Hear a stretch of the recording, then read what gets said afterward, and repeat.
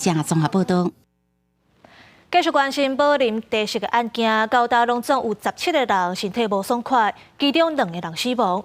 卫福部长施水元表示，台湾过去毋捌发生这款中毒的事件，已经甲外国订标准品来检验。有专家表示，若准米含混做的食品无保存好势，产生米甲菌霜，目前是无解毒剂，致死率有4成遐尼高。卖素的餐厅宝林地石食物中毒的风波持续扩大。台南市阁有一个50岁的女性，日晡去宝林餐厅食粿仔，迄暗就走饱甲吐，小便是低米色的。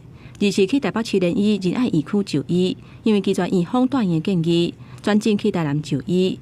日内因为急性肝衰竭入加护病房，目前意识清楚。住院之后呢，大概隔天就转入加护病房，因为在本院这时候抽血的肝功能呢 ，GOT 呢是18000多。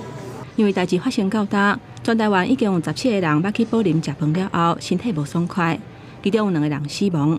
有立委批评讲，民众干那是去食一下饭就无命，若毋是媒体公开，民众还佫就是讲是个人健康的问题，实在是伤冤枉。批评卫福部对非典型中毒欠缺通报机制。21号就送急诊的啦，对啦，对无？22号到迄个在 ICU 里面的了啦，而且那个第一例死亡的时候。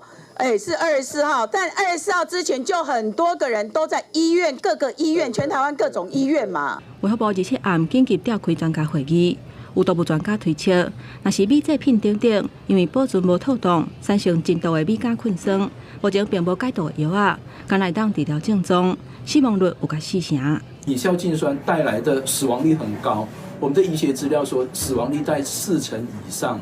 然后，而且比较麻烦是米硝氰酸目前并没有解毒剂可以用。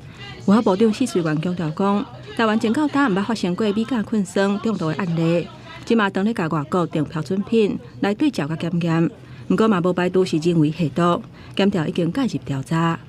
记者综合报道。